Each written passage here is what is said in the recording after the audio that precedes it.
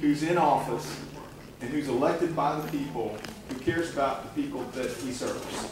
Sometimes you can elect people and they'll forget about the people that they serve.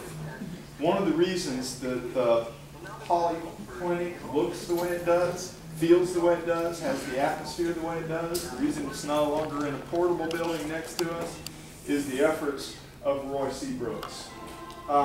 Commissioner Brooks has made a huge difference in this community. He grew up in Fort Worth. He understands Fort Worth. His father, as many of you know, Dr. Brooks, administered health care to a huge population.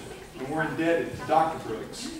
We are now indebted to Dr. Brooks' offspring for what they've been able to do to help us make Poly a better facility and provide health care.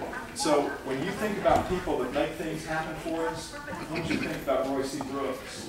Because I guarantee you JPS would not be half as good if it weren't for Roy C. Brooks. He makes a big difference for us. He makes a big difference as an elected official. So I'd like to bring up our special guest, a man that makes so many things happen for his constituents and all of us, all of you. He's also my own personal commissioner, and I think the world of him. Roy C. Brooks.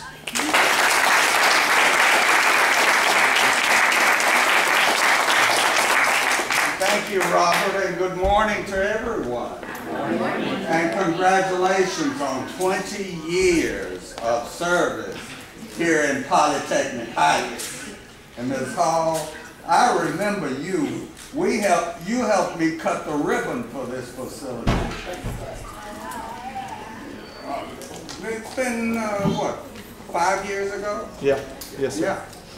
Yeah. At any rate, thank you to Reverend Emerson, the pastor of Rising Star Missionary Baptist Church, just kind of around the corner and up the street, for his service on the JPS board.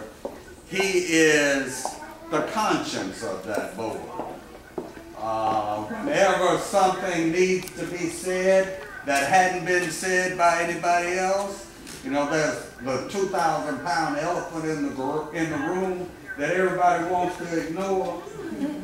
Reverend Emerson doesn't ignore that elephant, especially if it relates to health care for the people we serve. Now, I'm county commissioner for this district. My name is Roy Charles Brooks. That's the way it'll appear on the ballot. Roy Charles Brooks. Can everybody say Charles? Charles. It's about the Charles. Now let me tell you why. Because my opponent in this election is called Roy Laverne Brooks. And my middle name ain't Laverne. It's Charles. I have been serving the people of Precinct 1 for over 20 years. First as Chief of Staff to County Commissioner Dion Bagstey, who was the first African American and the first woman to serve on the Commissioner's Court. And I've been Commissioner myself for 8 years. After she decided to no longer run, I ran and won the seat. I have primarily focused on health care, on expanding services to people in need, on increasing the quality of care that John Peter Smith gives, looking at things like customer service, customer satisfaction, treating people the way they ought to be treated, expanding our clinic network so that we have clinics located conveniently so that people can find them, can use them, can get their treatment there, can find a medical home there, can be treated like people. When I first took office, this clinic was in 2 portable buildings. Still providing quality health care to the neighborhood, but it did not represent the kind of presence that JPS needed to have in this neighborhood. it needed to be in a permanent structure so that people could have a sense of permanence about their health care. That JPS wasn't going to pick up in the middle of the night and move somewhere else. So it was important that we build a building on this site for this community. And it was important that this building be impressive so that people could understand the commitment that John Peter Smith has to this neighborhood and to healthcare in general. Now let me tell you what happened to the two portable buildings. Well, I don't know what happened to one, but I know what happened to the other. We picked it up, we moved it out to Everman. They needed a school-based clinic. They didn't have land, they didn't have a building, but they had these kids that needed to be treated on their campus. So what we did was to work with the church across the street from the high school.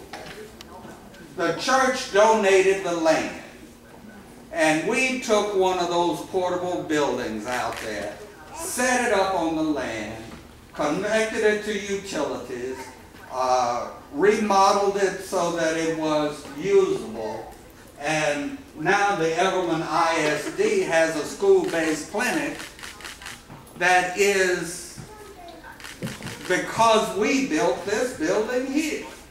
So there was leverage in the entire situation.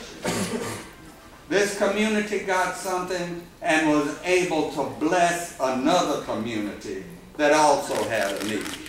That's the way it should go. We all pay taxes, and those dollars, those tax dollars that we pay ought to be stretched as far as they can to provide care for people in need. This is a tremendous staff here. Y'all do a great work each and every day, and I congratulate all of you for what you do in this community. You have become integral to this community. People like Ms. Hall, they know you personally. And when she can't find the people she knows, I know Ms. Hall has a problem. She's looking. And everyone in this community who uses this facility as their medical home has the same attitude toward not only this clinic, but also toward the staff. So congratulations on 20 years of service. Keep up the good work. Spread the word in the community that if you want quality health care, that JPS clinic up the street, round the corner, the one between the V, that's where you need to go. Make that your medical home. You will be treated right here. You will get quality care here. You will find compassion here. You will find cures here. And if you can't find a cure, you'll find treatment that will help you bridge over the situation that you're facing. So, thank you all. Congratulations. Happy birthday. And let's eat some cake.